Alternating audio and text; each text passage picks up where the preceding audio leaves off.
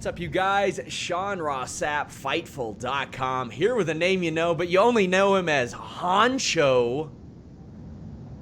Yeah. EC3. How you doing, man? I'm just honching it up, baby. I'm on the set I hand-built, Magic City Live set here in my dungeon of pleasure and toys. And we're off to a great start. But yeah, I'm just here to hang out, shoot the breeze with you a little bit about a couple things that are important to me, and I'm sure you have a litany of questions I will vaguely duck and dodge. So is that honest to God? Did you really build that set? Yes. That's pretty impressive. And by I built it, I mean I hired minions to do the work. But okay. I don't know if you ever read the 48 Laws of Power or whatever it is, but one of the laws of power is to let someone else do the work, and then you claim all the credit. That's pretty good. That's the story of my life. So yeah, hand built.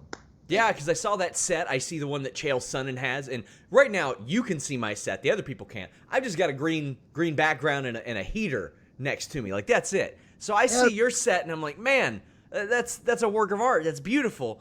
But you didn't make it. Yeah, you have some sort of pictures hanging. I do. It's in my hometown. I take pride in where I live. Yeah, I have some pictures hanging too. If we just send it over there, there's a picture of Drake on the water. Wasn't that gifted on an episode of Magic City Live? And then there's a picture of the beef castle displayed as a giant pig. So I'm a collector of fine arts and things. That art was gifted on an episode of Magic City Live, right? Yes, I had a nice young artist named Cassie paint it for us, and it was a gift that I do not regret giving. And that was a fun little thing to shoot back when Drake was high up in the 24/7 hierarchy. Just had to go riff, have fun, create. And that's why, we put together this YouTube experiment, the K5 network. We just like to create, alternative content, whatever creativity or dumb ideas we have. It's an open forum to just throw them out there. So a lot of experimenting, a lot of odds and ends, and between the headaches, we have fun doing it. So how did that come about? Because, I mean, obviously you all had done some stuff on your own. You all have done some skits.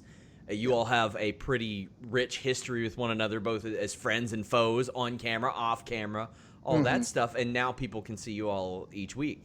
Yeah, well, I guess it came about. It's just basically, I'm never satisfied. I'm always thinking of stuff to do, what's next, keep my mind occupied. And one thing about this life, this strange life I've lived, is that I meet so many interesting people, especially in our industry, with wrestling and sports entertainment, the WWE, that there's just so much oddness and how people function in reality. And like these people I become friends with are just so intriguing to me. And then they always have ideas and creative things and things they want to do and try. And then it just kind of came about to maybe create a place where people can get together in our industry and put some ideas down and see if it's any good. I don't know. It's just, YouTube. You're on the tube. A little bit. I know all about getting kicked off of YouTube. I know that pretty well.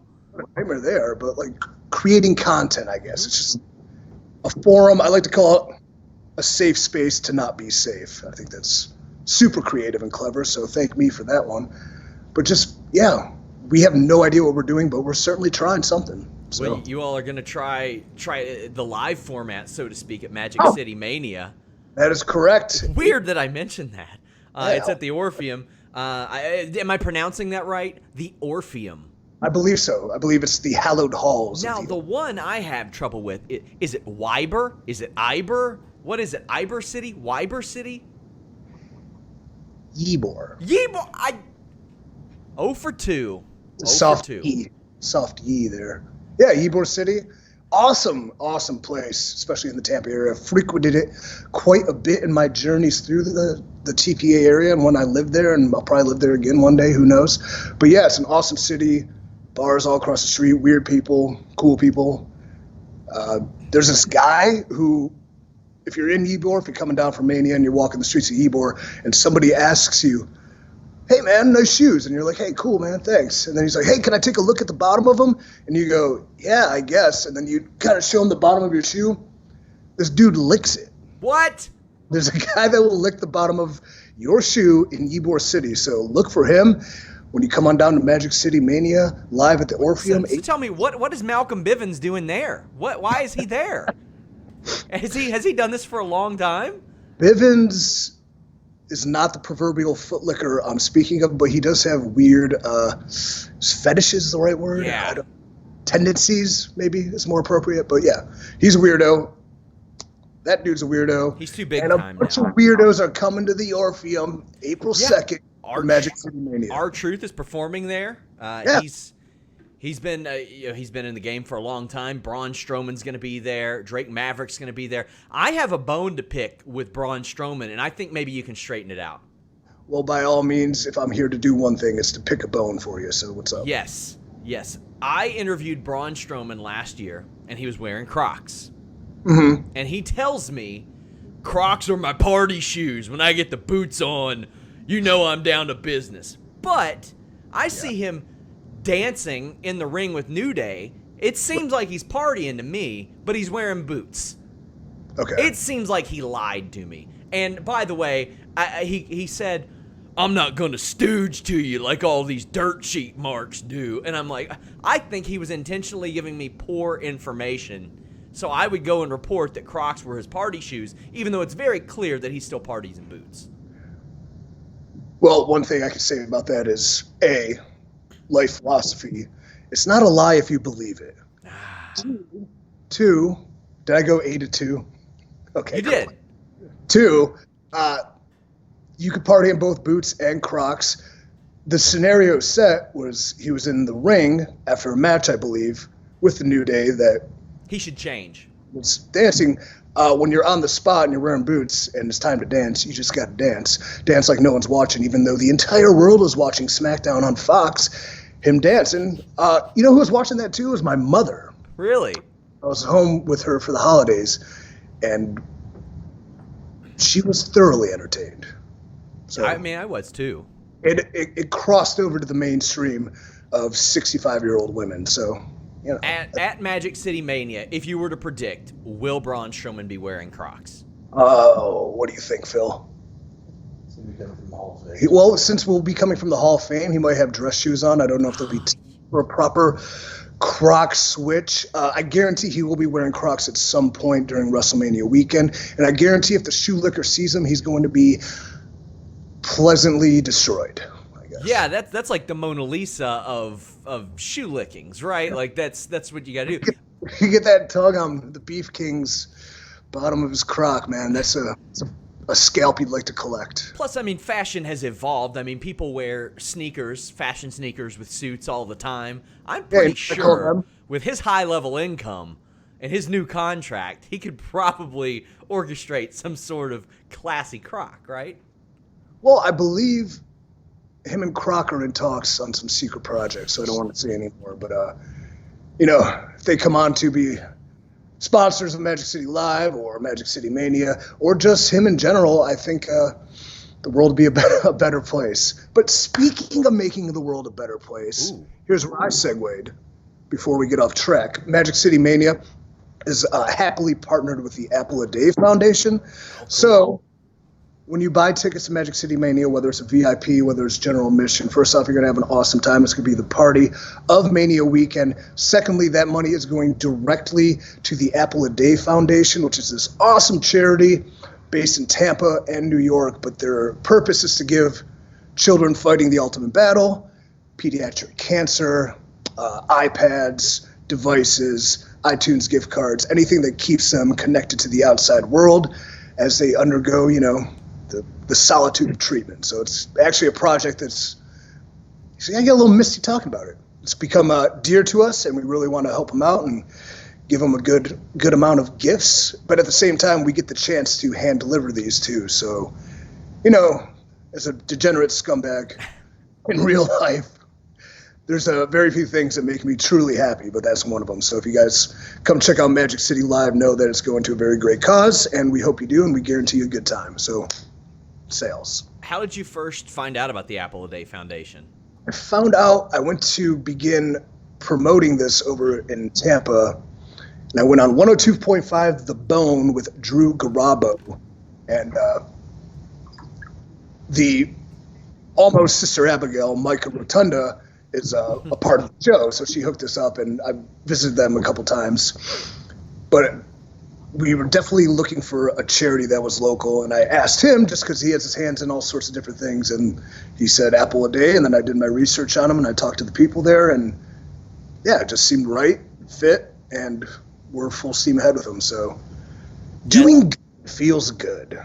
It says a lot. I mean, you all are having good success with K5 and all of that you all are giving back for this situation. Yeah, a lot of what we want to do is, what's the word? Philanthropy. Philanthropy. You had to ask Phil what the word was? Because he had a PH in his first name, and then it starts with PH. Yeah, of course. It was equal. But yeah, I mean, this isn't an outlet for us to get rich. We're already rich. We're WWE Superstars, right? Now, this is an outlet to hopefully be able to give back and use whatever fame or power or ability we have to make the world a better place. You know what? We're going to do it. As we've come to know, that's actually the one true great feeling about what we do. You know, all the personal successes or struggles aside, if you could change somebody's life for the better because you've been given so much, it's cool, man. It's cool. Would you say I've changed your life for the better? I would say you haven't negated it. Hey, that's cool. I like that we talk baseball and, you know, the Cleveland-Cincinnati rivalry sometimes. I like that we talk movies the other day. Like, you just watched Uncut Gems, and like I said, the finish mind-blowing, if you know what I mean. I don't even want to spoil it, but the whole time I'm like, something crazy's going to happen. Something crazy's going to happen. It really tied together at the end, because I was kind of like, this movie's all right. Yeah. But it was like, then when I don't expect something crazy to happen, it happens. Imagine that. It was but yeah, what else? You try to get inside information from me sometimes.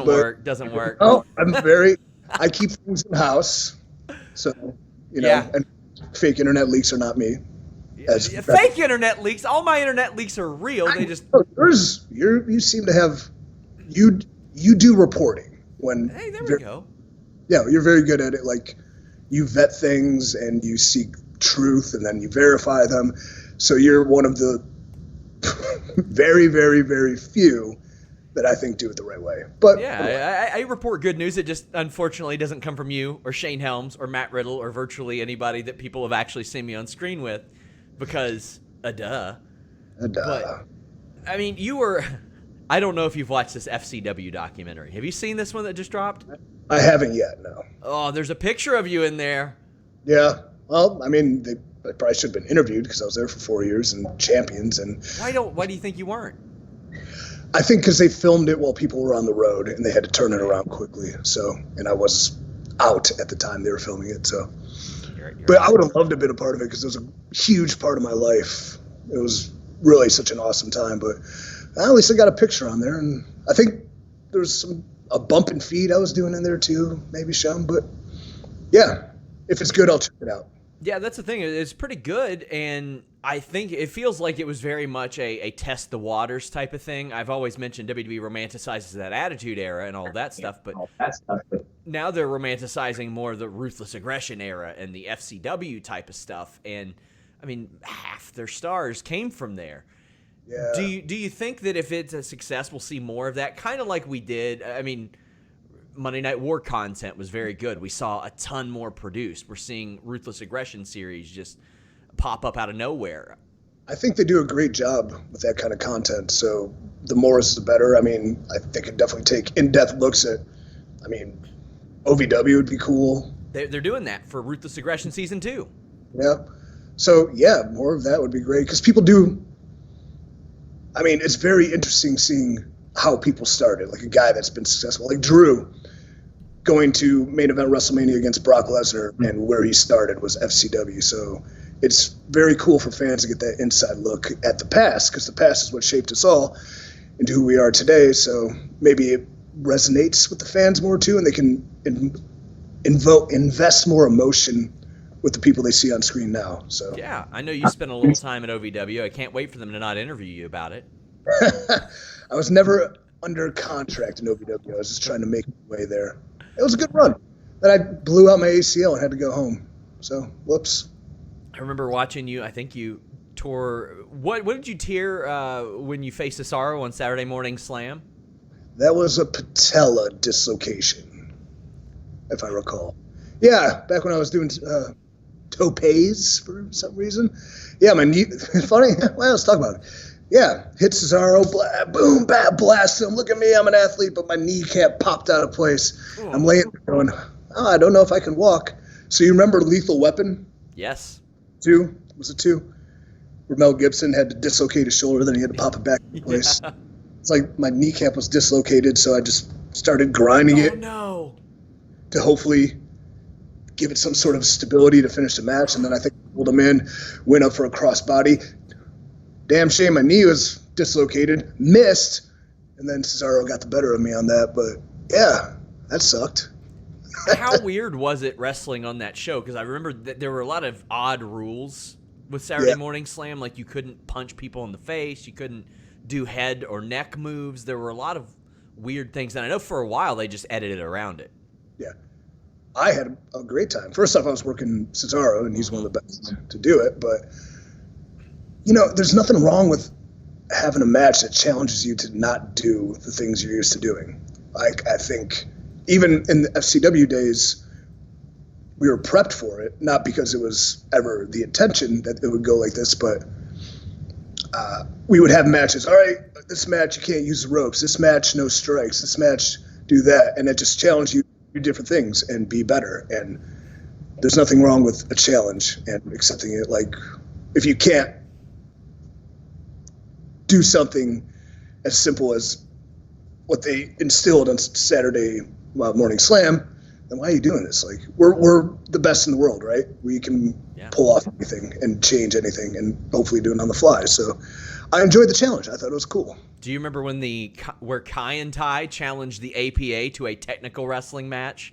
No punches or kicks allowed. It lasted about a minute and a half. Well, I mean, you win some, you lose some. So you've not been on TV in a while. I think it's been reported that you've dealt with some concussion issues. How you feeling? You training? How's that going? Well, I'm always training. I train twice a day. I'm jacked, I'm tan, lean as hell. I look great. I feel fantastic. As far as whatever kept me out, you know, this is the thing about the media that I was talking about is who reported that? Nobody asked me. Oh, you did, and I didn't tell you why I was out. That's true. That's fair. I was out, and then something reported why I was out, and it kind of upset me because that's, you know, like it's a HIPAA violation, isn't it? But then the person that reported it never verified it. Like, I'm very easy to find on Instagram or Twitter or email or anyway. K5 Network. Yeah, well, that wasn't at the time. They could ask you at Magic City Mania at the Orpheum, April 2nd. Maybe that's what spurred this whole entire thing. But, you know, nobody ever reached out to verify, so that upsets me. But yeah, I was out. I was injured. I'm not going to talk about it per se. I will say that out of all the physical ailments I've had in my career, whether it's like torn bicep, torn ACLs, dislocated patella, herniated discs, coming back from this one was one of the hardest things I had to do. So read into that what you will, but I have gotten through it, and I feel good right now. So we'll see what the future holds. You feel good despite the fact that you're hanging out with Drake Maverick and Braun Strowman every week. We've seen this friendship, relationship blossom with Drake Maverick on skits and all that stuff. I constantly use the quote from when you had Rockstar Spud hanging upside down in TNA. Where's your mom? Where's she sitting? So you all have been through some stuff, right? I was in there. She was sitting. I was actually. Yeah, I know. It was one of my favorite moments in TNA history. It was magical, and I'm so good. Yeah, I mean, I'm so good. It's ironic. It's magical. Now you all are making magic every Wednesday. You're gonna make magic April 2nd at the Orpheum. I mean, is that where you all met? I assume TNA wrestling. Yeah, you know, and before I went to TNA, I was watching it time with my girlfriend, and we were watching it. And, you know, when you're inside the industry, you know, you look at it from a different perspective. But I was watching, and I was like, oh, I think Trent was wrestling. Oh, Trent's on the show. Check it out. And then I saw Rockstar Spud, and I hated him. And just professional who understands the deal, kind of, and I look at it through different eyes. But I just saw him. I was like, God, he upsets me. I do not like him one bit. He really is enraging me. I don't like him. Then I go there, and we wound up paired together, and now we're best friends. So I stood with him at his wedding. I hold his hand constantly. I deal with any of his issues and transgressions, and he deals with mine. So, yeah, he's my best friend. He's cool. He just goods. He got signed a few months before you did, actually. I think it was late 2017. So, what was that? I have no concept of time. Same. Thank you, Wikipedia, which, as we have learned, is incredibly accurate. But, I mean, he gets signed. Were you all that close by then, by the time that he had signed with WWE? Had you all already developed that friendship? Because you all had a storied history together in that other company. Yeah.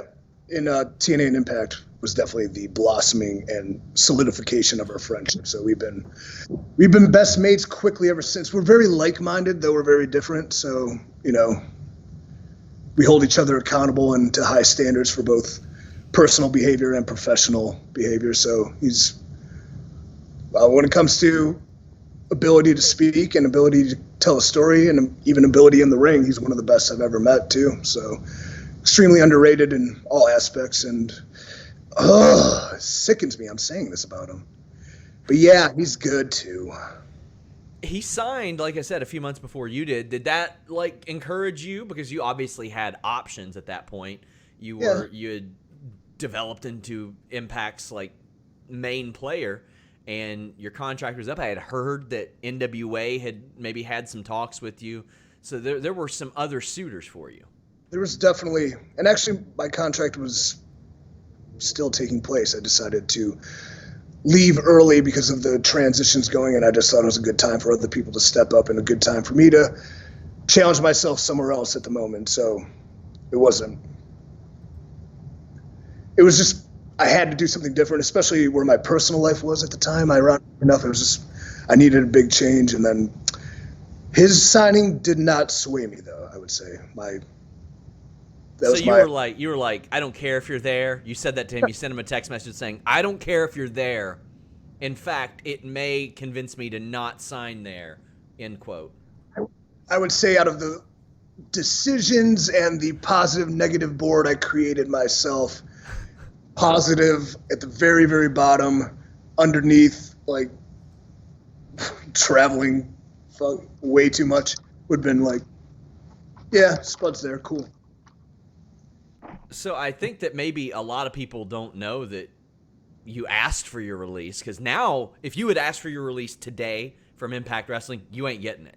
No chance today with the wrestling landscape. We saw that with Killer Kross, who just signed. But back then, they were cool with that, especially considering your position?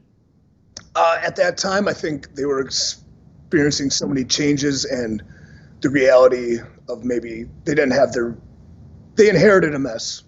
Sure. They're doing great with it now, so I'm so happy for them.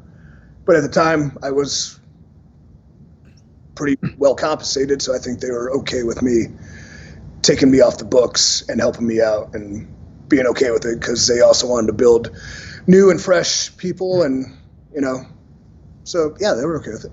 Did you know at that point, hey, I'm going to go to WWE? Because everybody knew WWE was going to be interested in you.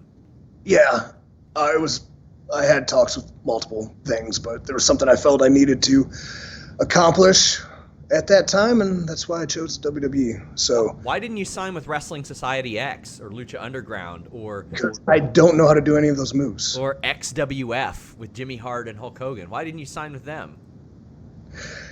Well, it just wasn't in the cards. The universe. If you would have signed with XWF, you could have had Hulk Hogan and Jimmy Hart show up at Magic City Mania at the Orpheum April 2nd. I mean, they're from Tampa. Well, yeah, but I could also have the Beef King put in a call to the Hulkster. Maybe giant, top-level baby faces that have great fire will converge on the Magic City Mania stage. Maybe he'd show up. Maybe he'll give us a little bit. I don't know. I can't guarantee anything. But I think you all have enough. I think that would be greedy if you booked Hogan. I mean, you got Braun Strowman. Is also another bone I have to pick. He can afford to wrestle in better pants now. He's been there for years. What do you sew those? Does Drake sew those? Is it like a collaborative effort? Those are still his first pair of pants, right? Probably. That's awesome. Oh, I think they're his second, actually. But no, first off, back to Hogan, brother. You don't know who's going to show up to Magic City Mania. True. So if you VIP seat, I mean, we know a lot of people. A lot of people are going to be running around the city, getting out of the Hall of Fame, looking for something to do. Magic City Mania is going to be a great chance to interact and have an intimate fan experience with who knows who will be there. But I can guarantee you it'll be top-level superstars of all ilks and all brands. So that's cool. Secondly, if the man is that successful in 2 pairs of pants, why change it? Let the man do what he wants to do. I mean, I got major problems with his fashion. Is basically it's why we scheduled this interview, is because I had to break down this man's fashion. Your breakdown is a discrepancy amongst Crocs and the fact that he's been effective in only 2 pairs of gear. I think you're overreacting. I don't think I am, and I and other wrestling media have never been known to overreact, so I don't know why that would even enter your mind. That's not a thing that we do in our line of work. No, absolutely not. But it's not the thing media does in general. Just like hype something like that's totally not a big deal and make it a worldwide pandemic. Who knows? That's not the media. That was the World Health Organization announced that. Nah. I'm buying it. So you all do, in fact, have a few connections here and there that might show up at Magic City Mania. R-Truth is performing. You have Percy Watson there, who again left WWE last year. He's doing. I know he was looking to get involved in some other aspects of entertainment. I think he actually filmed a movie with who directed the Avengers? The Russos.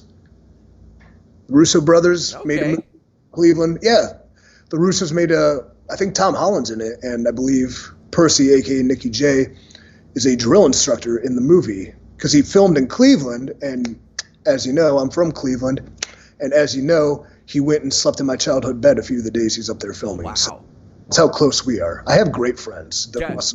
And gotta admit, like 80% of our conversations over the last 5-6 years have been me trashing Cleveland. I visited Cleveland 2 months ago in the dead of winter, and I gotta admit, didn't suck. I actually kind of like the city. Dead of winter. No, the city's really turned around, especially like the Mistake on the Lake days are long gone. A lot of cool stuff going on in Cleveland. I mean, same thing with Cincinnati. I can just go rage on it and how it should be part of West Virginia, and it sucks. But when I go there, it's a great town, and Skyline Chili is amazing. So keep it in the family, man. OHIO, we're all in it together. I mean, I'm from about an hour south of Cincinnati. I'm more of a Lexington guy. I mean, Cincinnati can eat a fat one for all I care. But fair enough. The Bluegrass State is great too. I love Kentucky. But yeah, I rather like Cleveland after railing on it for years. I was at Playhouse Square. It was a very nice place. I went to the AIW training facility, which I mean I know you're familiar with AIW. I am. I founded that place. Yeah, a little interesting tidbit there. Yeah, we actually talked about it. I talked to Josh. You did ask what the school was. Yeah. Where was that? And he said it's in the back of this gym. And I'm like, man, I should go up there and check it out when I go home. It's very nice. And as we kind of wrap up before a final plug, you are one of many like talent to emerge from that area. And I heard a lot of theories. I think Josh Prohibition said, well, you develop a tough mentality when you're from Cleveland, whether it be the weather or the sports teams or whatever it is, and people like that tend to thrive. I mean, it's not just people of your style. It's not people of your size. You see people of all shapes, colors, styles emerge from Cleveland and become big wrestling stars. What do you contribute that to? I think Josh really said it great because a lot of success in wrestling is dependent on being able to weather the storm or being able to accept disappointment or anger or angst and use that to channel it to the next aspect of it. So, I mean, growing up an Indians, Cavs, a Browns fan teaches you disappointment after disappointment after disappointment, but then maybe get that taste of victory after victory after victory, but then it's met with disappointment and disappointment. And then besides 2016, it's always been a disappointing conclusion, but Cleveland breeds tough people, as Josh said, and unique people. I think there's a certain sense of humor that comes from being from Cleveland too, that it's Midwest, it's hardworking town, it's blue collar, a lot of aspects go into that. And I think, if we had like a Survivor Series style tournament of like city representatives, I think Cleveland would fare very well. I mean, a little bit of everything there. Now, everybody can catch you guys on the K5 network every Wednesday, I believe it is. Well, Thursday. That's a long story. And hey, any young up-and-coming video editors that want to get involved on a ground-level project, hit me up. There you go. Creators, we need people. We want to build something really huge and really big. It pays awful, almost nothing. But no, if you have any interest in skills in that area, we are definitely looking for people that are like-minded and creative. So maybe we talk about that. But yeah, we're on Thursdays now. Originally, the idea was maybe to piggyback off Wednesday wrestling, but then we kind of didn't become a wrestling show. We became something else completely, and it's different. We are figuring it all out each and every week. Then we moved over to Thursday to ease times, but now we're realizing apparently the big YouTubers drop videos during the day. Yes. We're going to experiment with dropping it Thursday at, I believe, noon now. So interesting. Good. I'm glad you're not going head-to-head with me anymore. No. Yeah, dude, you were. Watch YouTube. It's so frustrating. Well, watching people whatever. It's such a weird world. It is. But people are supportive on it too, so it's very interesting. And it's a whole new challenge. It's completely different than anything we've ever done. I mean, besides the being on camera part is easy. It's the algorithms, it's the editing, it's the audio, it's all this other stuff that goes into it that I've never experienced before. But it's fun because the challenge is fun. If you're not challenging yourself, you're not trying to better yourself, whatever, man. Yeah, the algorithm, once you get a part of that, it's gravy from there. But we're still trying. My favorite segment of the early ones, no surprise, shovel talk. I mean, because I try to get people to bury everybody. I mean, that's what I do. But dare I say that a shovel right here. I contest, and I've said we're going to wrap up multiple times, but I contest your, theory that Jenny from Forrest Gump is the worst person. I think it might be Kevin McAllister from Home Alone. Whoa! Kevin McAllister from Home Alone. First off, he thought the only way to thwart a robbery was to vandalize a toy store? He threw a rock through a window. He stole toothbrushes. Now, here's the big one. You got to survive. Who saved his life there? That old homeless lady that somehow gets into the top of... He was a man, but whatever. Yeah, he had a shovel. No. That was Home Alone 1. Home Alone 2. The pigeon poop lady. Right? Now, I never pay attention to sequels. She's living in squalor. Has pigeon crap all over her. And what does he bring her at the end of the movie? 2 turtle doves? The kid just racked up $1,000 in a room service bill. I bet she was hungry. Yeah. And he brings her turtle doves. She loved those doves, though. I bet you she went and pawned those things off and got a burger. Hey, I'll tell you what. You want to take this up with the people? Yeah. You want a hand on this shovel? Mm-hmm. You want to do a little shovel talk? I do. Why don't you come by Magic City Mania, April 2nd, Thursday, the Tampa Orpheum, and we will give Sean Ross Sapp one chance, one opportunity. Ooh. This shovel and bury Kevin McAllister. And then maybe it'll become a t-shirt like the Jenny Gum t-shirt here. Oh, my God. Which is available at www.k5network.com, where you can also find tickets to Magic City Mania, where Sean Ross Sapp may or may not show up, shovel in hand, to bury Kevin McAllister. Guys, K5 Network, check it out. Get your tickets. Check out the show. EC3, I want to thank you so much for taking That was fun, and I think it was safe. And we are supporting a great cause, so I appreciate you helping me get word out to help Apple a Day Foundation so we can help as many children as possible, and then we can also have fun. Hey, I'd even mention the fact at the end of the evening we're having Meat Castle karaoke. Mm-hmm. So even if you don't want to see us talk live, it'll only be like an hour and a half. Like, you're going to have the chance to do karaoke with wrestling stars and just chill, intimate fan engagement, fan interaction. A lot of weird stuff planned. I'm hoping it comes through. So let's just say, keep it real, Tampa. Don't cancel our show. Okay.